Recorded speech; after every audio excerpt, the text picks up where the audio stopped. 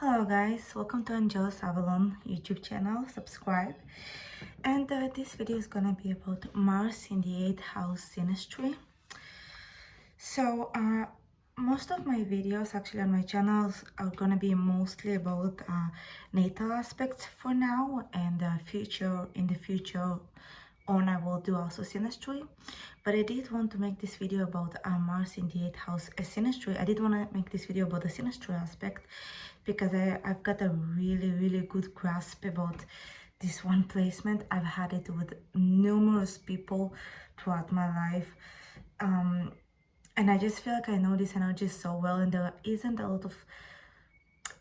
enough videos out there about how this placement really, our 8th house placements in synastry really tune out, especially Mars in the 8th house.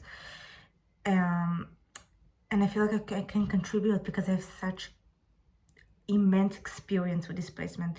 Trust me, more than I would care to, because this placement is not gonna guarantee. I mean, you will see future, like you will understand it from the video, but this placement, most likely it's not, whenever the 8th house is in synastry, it's not something that you would want, you know what I'm saying? Like, it's even in a natal chart, but especially in synastry, because this is how the people that you attract in your life, you know, affect your life, you know, romantic, friendship, whatever. It can be your own parents, you know. And it's something that most of the time we cannot control, and that's why I'm you know, like most advanced astrologers will tell you I'm not a fan of this placement. That's why I said I know more about this placement than I would care to, because the majority of people, significant figures in my life, had this placement. That their Mars was in my 8th house. That's what I mean. So yeah, so let's get to it. So Mars in the 8th house synastry. So Mars, when someone's Mars comes into your 8th house, it's gonna make, okay, so those are numerous scenarios of how this can play out. Okay, it really depends on what situation is it. Is it a friendship? Is it a romantic? You know, so I'm just gonna give like at least I will try. I will give like several examples in this video. And so the 8th house, so I will give one example actually. That's a predominant one. One of the people in my life, this person is no longer in my life, but she had her Mars in my 8th house, and she was my best friend, my ex-best friend. She was like my soul sister. She was truly like a sister to me. We did everything together, and she had her Mars in my 8th house. And the way it manifested is that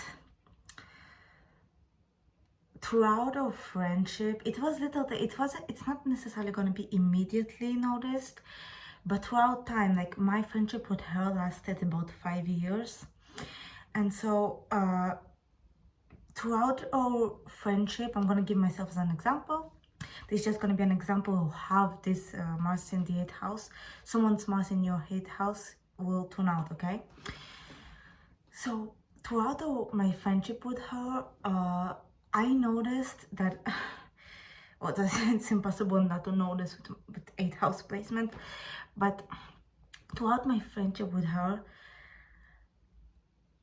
we had a lot of fights. And when I say a lot of fights, we had so many fights that in a way we were fighting. You would think like sisters were fighting, because in a way I feel like that's even more like she was like a sister to me, because you know sisters fight. But there was this one repetitive element throughout all of our fights. Many times I felt very triggered, because I felt like many times she was provoking me on purpose. And it's only today I understand that it was mostly in my head, I want to say. Because the thing is, when someone's Mars comes into your 8th house, a lot of the things that they're gonna say to you, a lot of the time, you're gonna feel like they're trying to provoke you, like they're trying to trigger you. And the reason for this is because Mars is the planet of anger, okay? Provocation. It's very provocative, fiery, you know, explosive, you know, this kind of planet, when it falls, so when someone's Mars, this planet falls, the planet of aggression falls in your 8th house. The 8th house, I only now understand, I only now notice that I haven't mentioned what the 8th house is all about.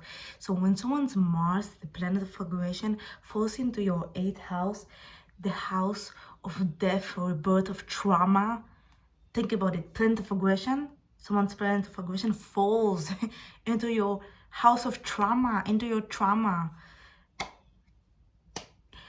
Usually what tends to happen is that small things, it's almost like a thing that it like goes down slowly. It's gonna be, it can take years, but it will be like that. It's almost gonna be like a sinking ship, you know? It's gonna be like a sinking ship in the ocean. The ship is going to slowly sink. It might take a few years, but eventually it will sink. But, and I want to say that's true for most 8th house placements in synastry, but with Mars, it will be like, it won't even be worse than the sinking ship analogy. It actually will be a little bit worse, because when Mars is in the 8th house, usually the relationship will not end until some disaster will happen, until something catastrophic will happen, until like, and usually it will scar you. It's almost like it's gonna be so traumatizing for you when the relationship will end. And the thing is, okay, so here's the thing. You, like in my case, you have to understand, because I always knew it's a matter of time before friendship will end, because we're also incompatible. But the thing is that it was because 8th house is such an addictive house. It's a house of addiction. It will be like this, you know, it will be very like hard to let go of the person. And I'm telling you, even though I knew it was bound, we both knew it was bound to end up eventually, but it's like we couldn't let go of that.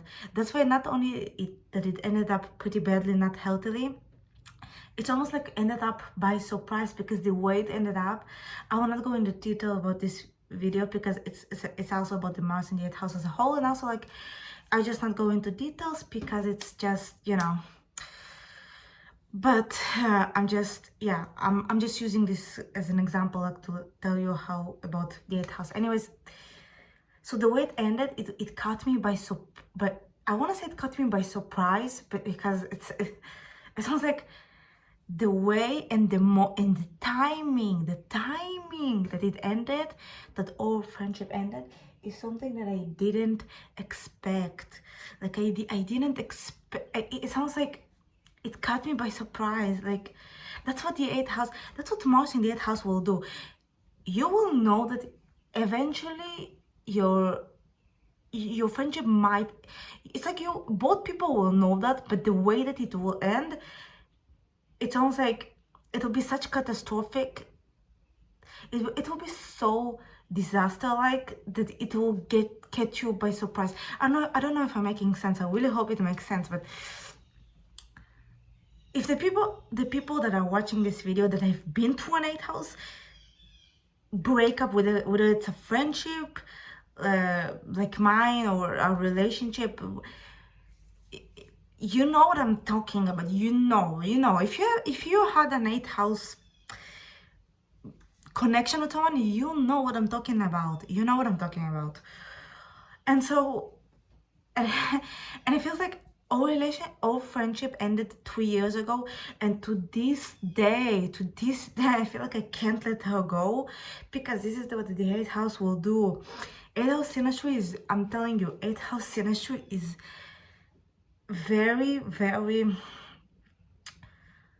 serious. Okay, it's very heavy. It's such, like I said, the 8th house is the house of addiction, and even when the relationship will be over, you will still feel, years after, you might still feel like you can't let go.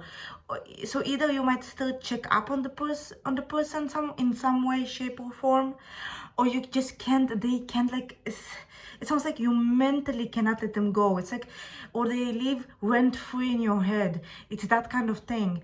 And even though it's, you know, you would think, like, you know, any significant person in your life, it's normal, right? That you sometimes stay, like, it's human, right? That they're still in your head here and there. But you will feel the difference between a significant person with no eighth house, with without any planets in your eighth house.